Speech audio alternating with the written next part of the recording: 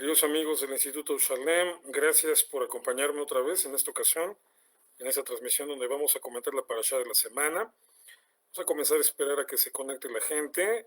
Mientras tanto, les recuerdo un par de cosas sobre estas transmisiones. Este es un nuevo proyecto que, bueno, lo acabamos de empezar el Instituto Shalem y yo. Infinitas gracias a todo el personal del Instituto Shalem, a Yusian Festa, a Liliana Volpe, que son, digamos, aquí mis coordinadoras, mis jefas.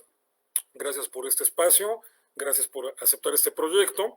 Y vamos a darle un enfoque a estos comentarios que son sobre la porción semanal de la Torah. Eso es lo que es una parashá, la porción que se lee cada semana de la Torah a lo largo de todo el año.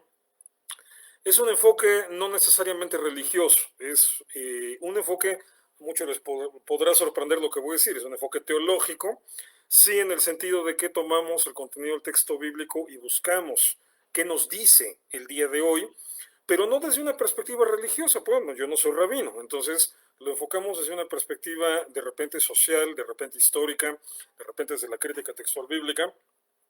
Porque bueno, obviamente partimos del hecho de que el texto bíblico se escribió hace miles de años, sus autores, su público original estaba pensando en cosas muy diferentes a las que tenemos nosotros en la cabeza, porque cada época tiene sus propios matices, sus propias necesidades, sus propias preocupaciones. Pero bueno, es inevitable, es lo más humano del mundo ver un texto antiguo, leerlo, entrar en contacto con él y proyectar lo que nosotros tenemos aquí. Entonces, nada más tenemos que estar bien conscientes de esta característica para no caer en el error de decir, es que el texto bíblico significa esto. No, no es que el texto bíblico signifique eso.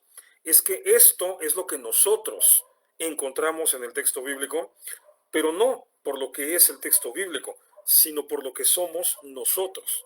Entonces, al proyectar todas esas cosas sobre lo que dice un texto bíblico, en realidad nos estamos conociendo a nosotros mismos. Esta es, digamos, la forma más correcta, la forma objetiva de hacer uso de la reflexión teológica. No estamos intentando descifrar qué significa el texto bíblico. Estamos intentando descifrarnos a nosotros mismos. Si queremos entender qué significa el texto bíblico, entonces la labor es de otra índole, es exegética y hermenéutica, no teológica. Pero bueno, entonces estamos en este proyecto, en este trabajo de revisar algunos detalles de lo que dice cada parashá. Cada semana digo algunos porque en realidad cada parashá es muy amplia, es mucha la información que contiene y nos da para hablar de muchos temas. Pero bueno, entonces voy a enfocarme en uno cada semana para poder ir, digamos, viendo qué nos dice un texto antiguo a nosotros en toda nuestra problemática moderna. Y bueno, hemos venido analizando ciertos temas, ciertos detalles las semanas anteriores. Por ejemplo, esta cuestión de descubrir cómo el individuo descubre el contacto con lo sagrado, la experiencia a partir de la experiencia de Moshe en el monte Horeb. Luego estuvimos hablando del tema del liderazgo, de cómo se construye un verdadero liderazgo, cuáles son las responsabilidades de los líderes. Luego, en la tercera parashá de este mes, del mes de enero, que fue la semana pasada, hablamos de cómo empieza a desmoronarse una nación, viendo todo el tema de las plagas de Egipto. Estos videos ustedes lo pueden encontrar en la sección de videos aquí de la página del Instituto Shalem. Entonces, ahora vamos a hablar de cruzar las aguas, del papel tan importante que tiene el agua en todo este relato del Éxodo, que es muy importante por una razón muy especial. Digamos que este relato es el relato fundacional de una nación. La importancia a lo largo de la historia que siempre se le ha reconocido al libro del Éxodo es que básicamente allí se nos cuenta cómo se consolida una nación. Porque hasta antes de esto, el pueblo de Israel es primero un grupo de nómadas, un clan de nómadas hebreos, vagando de aquí para allá, saliendo de Harán, la tierra original de Abraham, viniendo hasta Canaán para intentar rehacer su vida allí, luego pasando por estos periodos de ir y venir entre Canaán y Egipto, que le tocan a Abraham, le tocan a Isaac, Jacob finalmente se establece en Egipto, Y dice el texto bíblico que ahí fue donde creció el pueblo, o sea, el grupo, lo que era originalmente nada más un clan, de repente crece y entonces es sometido a una cruel servidumbre por los egipcios. Y bueno, viene todo el relato del Éxodo, que es el relato de la liberación de este pueblo, pero más allá de la liberación, la parte interesante, la parte relevante es que se nos cuenta cómo entonces eso que originalmente nada más era un clan de nómadas, se va a convertir en una nación. Y fíjense qué ideas tan interesantes podemos empezar a obtener de allí. La semana pasada hablábamos de cómo colapsa una nación. Y ahora estamos hablando de cómo nace otra nación. Entonces, estamos hablando de una renovación y de una renovación nacional. Digo, si a veces es un problema renovar tu propia vida, o sea, tomar tu existencia, empezarla a corregir, empezarla a pulir detalles, empezar a arreglar esas cosas que tienes ahí mal acomodadas. Ahora imagínate de lo que se trata, renovar a toda una nación. Entonces, bueno, de eso se trata el Éxodo. Y aquí vamos a desmontar una idea muy arraigada, una idea que parece natural en el texto, pero que desde la perspectiva histórica y de la perspectiva de la crítica textual, la podemos desmontar y podemos darle un enfoque más rico a todo esto. ¿Cuál es esta idea que tradicionalmente se tiene ahí muy bien metida? La idea de que los israelitas y los egipcios son dos naciones diferentes. La idea de que esto es un conflicto de una nación con otra nación. Por supuesto, en el texto bíblico así parece ser, porque el texto bíblico está escrito naturalmente desde una perspectiva religiosa.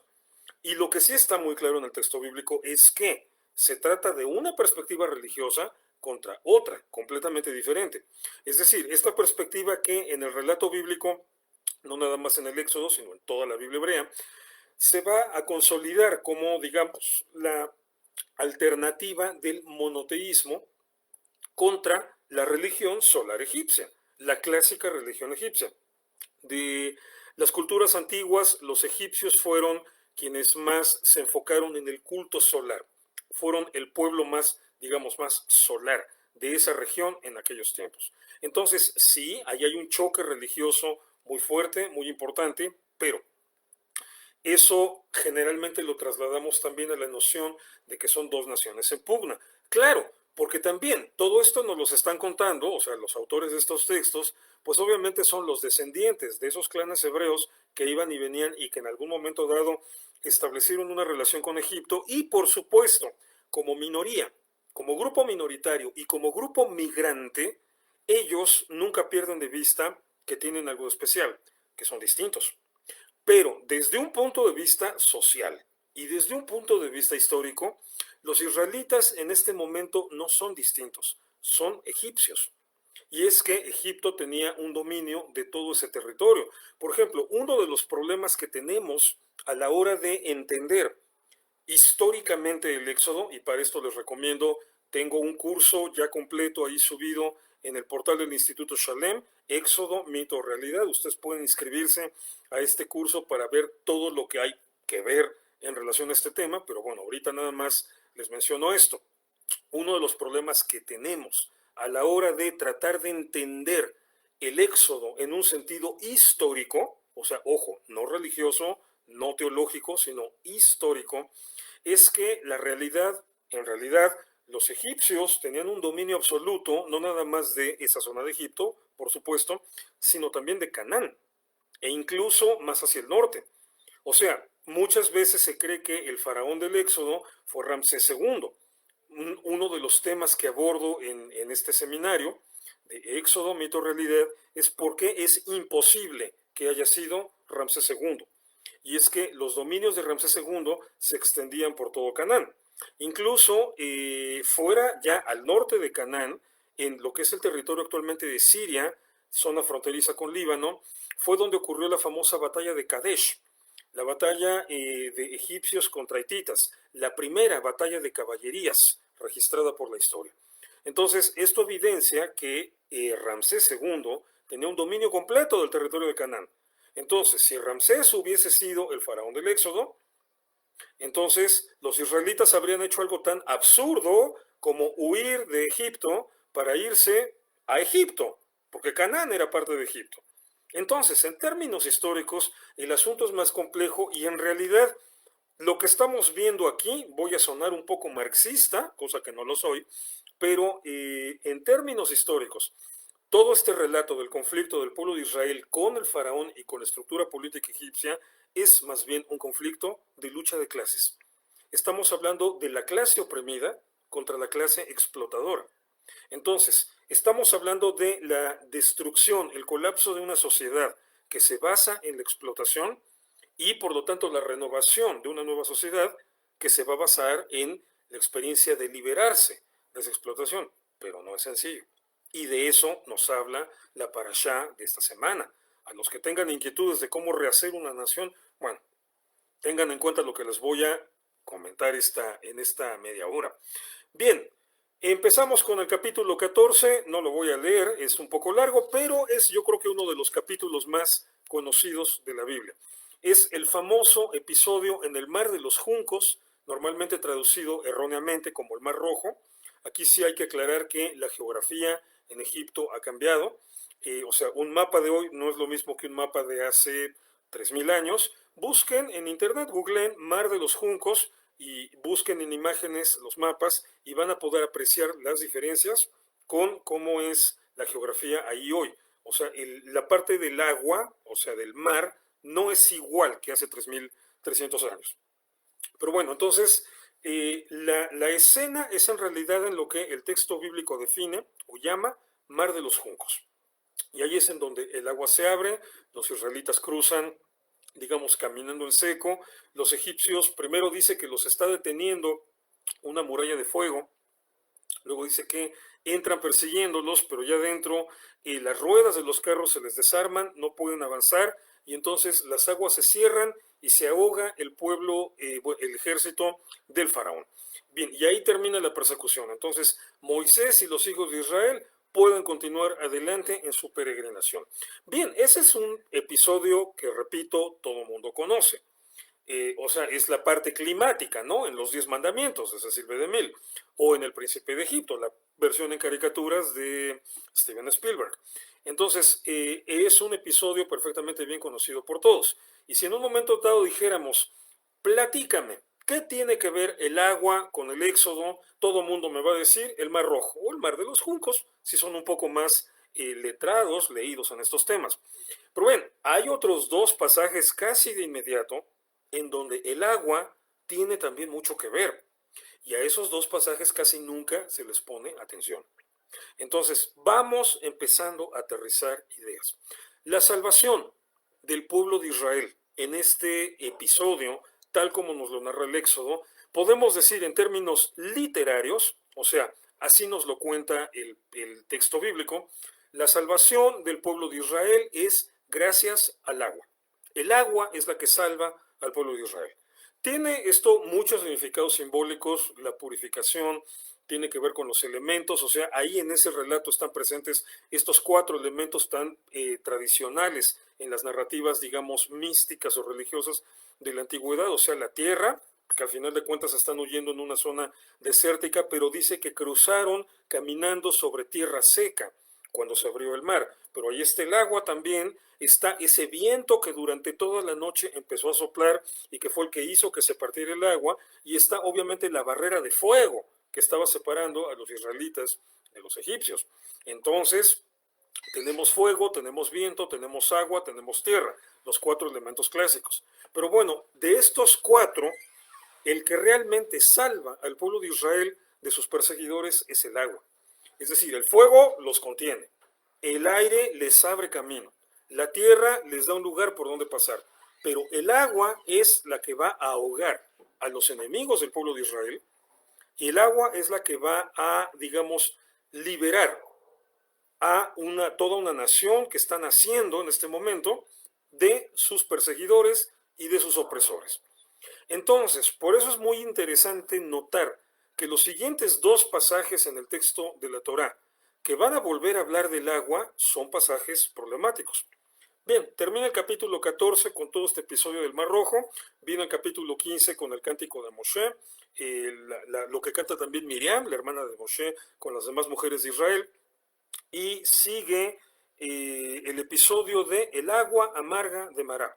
Esto lo tenemos en el capítulo 15, estoy en el libro del Éxodo, capítulo 15, versículos 22 al 27. Esto hay que leerlo. Entonces dice, e hizo Moshe que partiese Israel del Mar Rojo y salieron al desierto de Shur y anduvieron 3 días por el desierto sin hallar agua. Fíjate qué paradoja, ¿no? O qué contradicción, o qué absurdo. Te liberas cruzando el Mar Rojo o el Mar de los Juncos, el mar ahoga a tus enemigos y luego te pasas 3 días sin encontrar agua. Esto es lo que tenemos que tener en cuenta cuando estamos hablando de un proceso de reconstrucción, tanto individual, pero en este caso estamos hablando más específicamente de una reconstrucción social, de una colectividad. Puede ser una nación, puede ser una familia, pero estamos hablando de un proceso de reconstrucción colectiva. Esta molesta situación, incomprensible a veces, situación, de que justamente aquello que parecía haberte liberado es lo que ahora te empieza a causar problemas. Es decir, vamos a empezar planteándolo así. Las cosas no son buenas ni malas. De repente en las situaciones que se te presentan ante la vida, no hay una moral implícita, no hay una ética implícita. Esa la tienes que poner tú.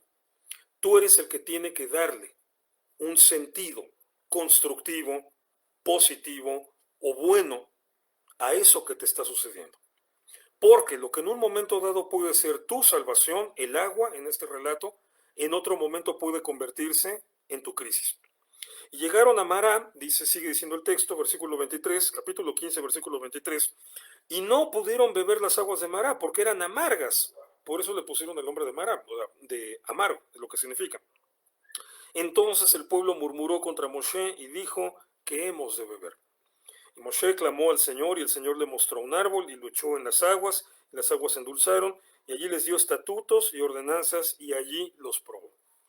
Ok, esto ya es una construcción religiosa, esta idea de allí los probó Dios, bien, es la parte religiosa.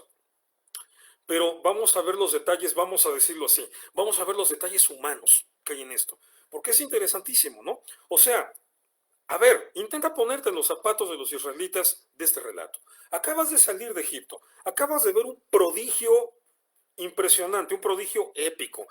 El prodigio, así con letras mayúsculas de la Biblia. O sea, no hay un milagro más impresionante en todo el texto de la Biblia hebrea, o sea, lo que corresponde al Antiguo Testamento en la nomenclatura cristiana, no hay un episodio más impresionante que ese, el cruce del mar de los Juncos o del Mar Rojo. Entonces, acabas de vivir eso, llegas a Mará y no encuentras agua potable, no encuentras agua adecuada para el consumo humano. Y entonces te quejas de Dios. Oye, pues Dios fue el que te sacó, ¿no? Dios fue el que se la pasó friega y frega a Faraón con plagas y a Moshe haciendo milagros, ahí con Aarón también, la vara y la mano que parecía leprosa, pues luego las plagas, la muerte del primogénito de Faraón, o sea, hasta ese nivel tuvo que llegar el asunto, hasta ese punto tuvieron que escalar las situaciones y de repente todo el episodio del Mar Rojo, pero cuando te enfrentas a que no hay agua, ¿contra quién la cargas? Contra tu líder. Es parte de lo que hablábamos del liderazgo, digamos, una continuación de la plática de hace 2 semanas. El problema aquí es que siempre el pueblo inevitablemente la va a tomar contra los líderes. Si te gusta la política o te quieres dedicar a la política, entérate de una vez que la gente no le va a echar la culpa a los gringos, no le va a echar la culpa a los chinos o a los noruegos, le va a echar la culpa a su líder. El líder, para bien y para mal, es el que carga con los resultados, buenos o malos. Entonces, Moshe, que nada más está siendo un instrumento de Dios, de repente está siendo, digamos, víctima de todo este motín del pueblo, que le están reclamando a él, que no hay agua. Y Moshe, ¿qué hago? O sea, ¿yo qué hago? Literalmente. Claro, viene toda esta narrativa que es eminentemente religiosa, ya Dios le da instrucciones, cortan un árbol, lo tiran sobre el agua y esta se purifica y entonces el pueblo ya puede beber. Ok, vamos a traducirlo a términos humanos, o sea, separarnos un poco de la visión religiosa y hablar de lo que nos compete como seres de carne y hueso aquí en 3 dimensiones, en el mundo material. Estamos hablando de un asunto eminentemente ecológico. Y fíjate con qué está empezando, con el agua. ¿Te acuerdas cuál es la primera de las plagas en Egipto? El río Nilo convertido en sangre. Y te acuerdas lo que expliqué, los que estuvieron la semana pasada aquí también, los que no pueden ver el video. Después, la semana pasada les explicaba que ¿dónde comienza el colapso de una sociedad? En la contaminación ambiental. Esa es la idea que nos propone el texto bíblico. El río Nilo contaminado, la fuente de vida que se convierte en fuente de muerte. A partir de ahí se empiezan a desprender una serie de eventos que van haciendo que toda la sociedad egipcia colapse. Bueno, ok, entonces, esa sociedad colapsa. Lo que estamos aquí viendo es ahora al pueblo de Israel que va a generar una nueva soledad. ¿Y qué es con lo primero que se tiene que enfrentar con el agua contaminada? Conectando ideas, la idea principal es esta. Si tu revolución triunfó, qué bueno. Si tu movimiento social triunfó, Mazel Tov, felicidades, qué bien, bueno por ti. Pero te vas a tener que enfrentar exactamente a los mismos problemas que tenías antes. Los problemas ahí están hasta que los corrijas. Entonces, no puedes decir, ya somos el nuevo grupo en el poder, ya somos el nuevo proyecto, ya somos la nueva alternativa, ya podemos hacer lo que querramos. No, no puedes hacer lo que quieras. Lo primero que vas a tener que enfrentar es lo que se quedó pendiente. O sea, heredaste el poder, tomaste el poder o decidiste cambiar de vida, cambiar de trabajo, cambiar de ciudad. O sea, le diste un cambio grande a tu existencia individual o colectiva. De todas maneras, vas a tener que empezar poniendo orden en aquello que se había desordenado antes de este cambio. En Egipto todo el problema empieza con la contaminación de las aguas. Luego Israel es liberado en un grandísimo milagro en donde el agua es el protagonista. Pero ok, ya que pasó ese colapso y ya que pasó la efervescencia de la liberación, ¿cuál es el primer problema que tiene Israel? Agua contaminada. Entonces, los problemas no se resuelven en automático. Cuando decidas hacer un cambio trascendental en tu vida, acuérdate que vas a tener que resolver los problemas que tenías antes. No desaparecen por arte de magia, nada más porque tú cambiaste de casa, o porque cambiaste de religión, o porque cambiaste de partido político, o porque cambiaste de club de fútbol al que eres aficionado. No se resuelven los problemas. Si no lo resolviste antes, ahí te lo vas a volver a encontrar.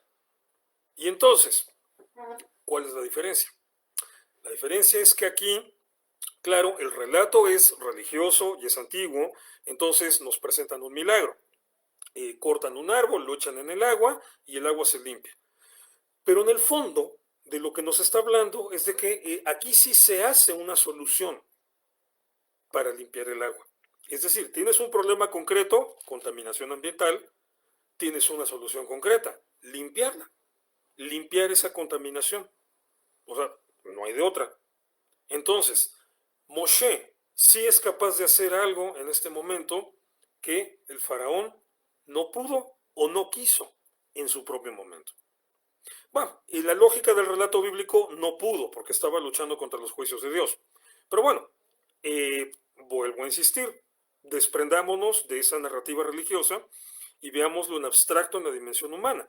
Faraón es un líder que simplemente no pudo o no quiso resolver el problema de la contaminación ambiental.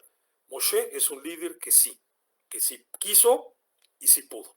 Entonces, repito, el punto es ese. Los problemas que se quedaron allí pendientes, si los dejaste pendientes, te van a volver a alcanzar. No importa, o sea, no puedes decirle a Dios en este diálogo entre el pueblo de Israel y Dios con Moisés como intermediario. No puedes decirle, es que ya somos un pueblo nuevo, ¿no? Sí, pues sí, pero el agua está contaminada. Oye, pero es que tenemos otra religión. Sí, pero el agua está contaminada. Oye, pero es que ya nos liberaste. Sí, pero el agua está contaminada. arréglala. Enfréntate a eso y arréglalo. Así es la vida. Los problemas que vayas dejando pendientes a lo largo de la vida, tarde o temprano te van a alcanzar. Tarde o temprano van a estar allí, los vas a tener que enfrentar y los vas a tener que resolver. Bien, luego tenemos el episodio del maná.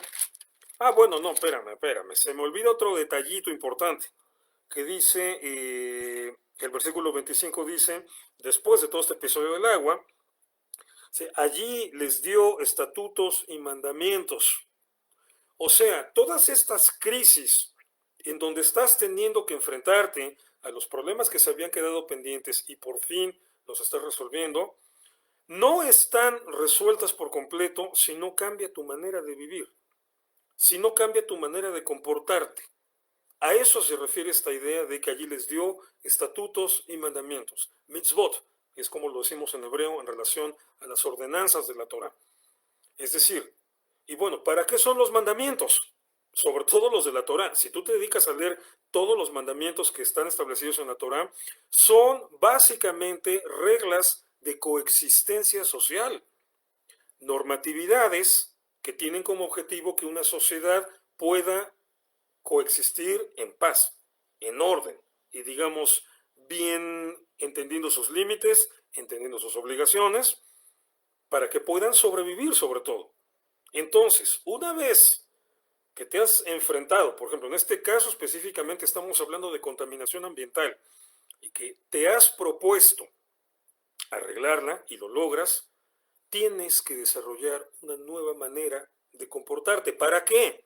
Para no volver a contaminar, en este caso, el agua, para no volver a dañar la naturaleza. Ahora toma ese modelo, es un ejemplo muy específico, pero aplícalo en cualquier área de tu vida.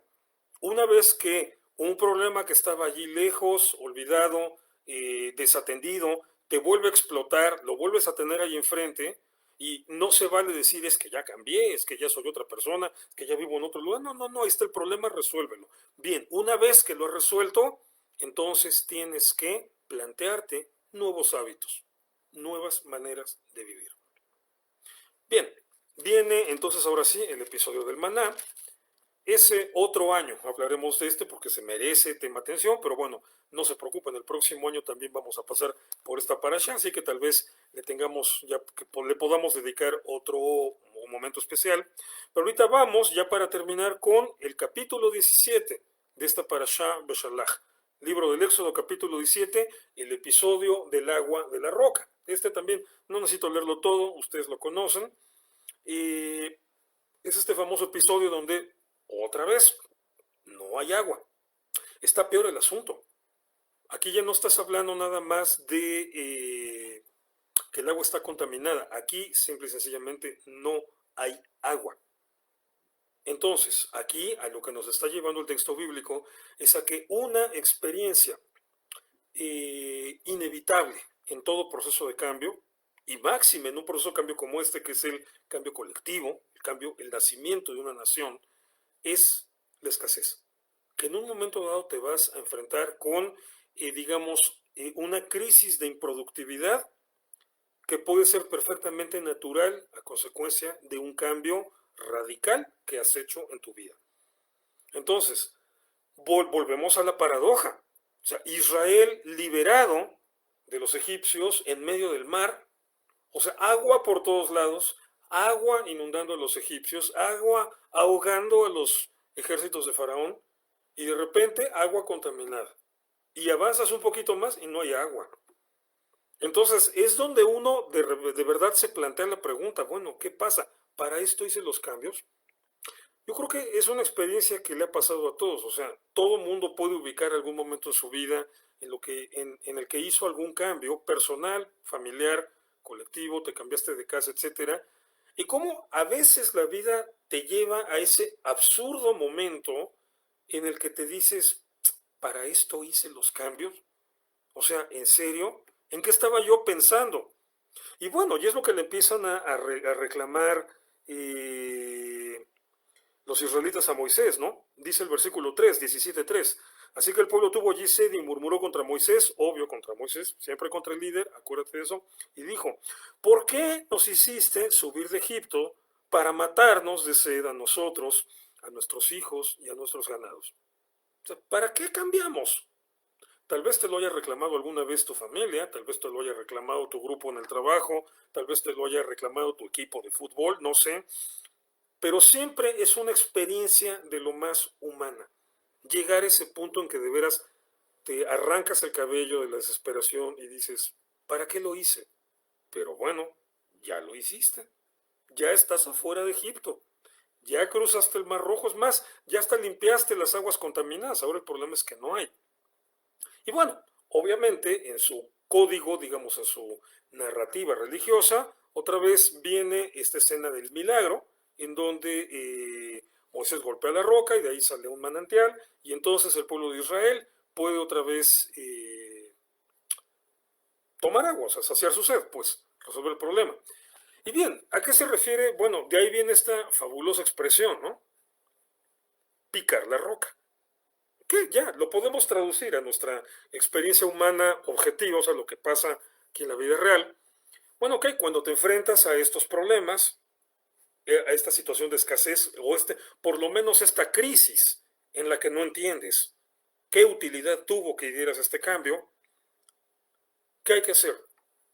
Trabajar, picar la roca, romper la piedra y buscar el agua que hay adentro de la piedra. Sí se puede. Por lo menos lo que nos quiere decir el texto bíblico en este párrafo es que sí se puede. Pero no tienes más alternativa que esa, trabajar. Ahora, los detalles en los que nunca pensamos. Ok, qué maravilla, ¿no? Qué milagro. Una roca, le pegas y sale agua. Ok, bueno. Y empieza a salir de ahí un manantial. Pues ¿sabes cuántos israelitas eran? ¿Y sabes cuántas familias, cuántas mujeres, cuántos niños, cuántas cabezas de ganado traían? Esa es la parte que no te platica el texto bíblico porque te la deja para que tú te la imagines, pero imagínatela ahora en este momento. Todo el problema logístico que hubo en este episodio. Organizar a todo el pueblo de Israel para ir a tomar agua a un manantial que se había abierto cuando eran cientos de miles de personas, según el texto bíblico. Ahora, ¿cuántas cabezas de ganado? No sabemos. Entonces, para que este milagro funcionara, la Biblia te lo cuenta así como muy fácil, ¿no? Ah, sí, Dios le contestó a Moisés, le pegó a la piedra y salió el agua. Ok, interesante, el milagro divino, pero a ver, después, aún después de que digas, hijo, me salvé de milagro, o sea, me llegó el pago, el depósito cuando ya no lo esperaba, o me dieron el trabajo cuando yo creía que ya no. Cuando viene ese milagro que te salva, después, ¿qué hay que hacer? Trabajar, trabajar, trabajar y trabajar. O sea, no creas que el pueblo de Israel nada más se sirvió su cantimplora y se puso a tomar agua. No, tuvieron que organizarse, tuvieron que ser pacientes, tuvieron que esperar su turno, tuvieron que estar ahí haciendo fila para poder pasar a tomar agua, para poder ser partícipes del milagro. Entonces, bueno, obviamente, si tienes un problema de necesidad de trabajo y todo eso, pues no te recomiendo que estés esperando a que haya un milagro, o sea, hay que buscar el trabajo. Pero bueno, aún cuando de repente dices, hijo, esto fue realmente un milagro, o sea, Dios me ayudó, Dios nunca me abandonó y la situación se resolvió afortunadamente de manera buena, de manera correcta, acuérdate, acuérdate de esto. De todas maneras vas a tener que trabajar. Y ese es, digamos, el último tema interesante que nos ofrece este asunto del agua en el relato del Éxodo. Vamos a decirlo de esta manera en relación a este episodio. El agua hay que trabajarla, hay que buscarla y ya que la consigues hay que organizarnos y hacer las cosas bien, hay que trabajarla. Entonces, uno, retomando la parashá anterior, el relato de la primera plaga, uno, el agua no la contamines. Dos, retomando bueno, vimos lo del agua, el agua te puede salvar, que es de lo que habla el cruce del Mar Rojo. Tres, el siguiente pasaje, el episodio en Mará, si el agua está contaminada, límpiala. Y cuatro, el episodio aquí en la Peña de Oreb, Si el agua ya te la dieron de milagro, de todas maneras, trabájala. De todas maneras, trabaja. Entonces, estas cuatro etapas o estos cuatro episodios en donde el protagonista central es el agua, nos enseñan que en un proceso de transformación, de renovación, de cambio, de revolución, como le quieras llamar, en un proceso de esta naturaleza, donde tu vida va a ser completamente diferente a la anterior, te vas a tener que enfrentar a esas cosas, no nada más la naturaleza. Digo, ese es el tema específicamente mencionado aquí, pero puede ser cualquier área de tu vida. Te vas a enfrentar a cosas contaminadas, te vas a enfrentar a cosas que te liberan y vas a tener que trabajar primero para limpiarlas, pero después, aunque te liberó y aunque está ahí de milagro, vas a tener que cultivarlas, trabajarlas. Entonces, nunca lo olvides. Nunca creas que los milagros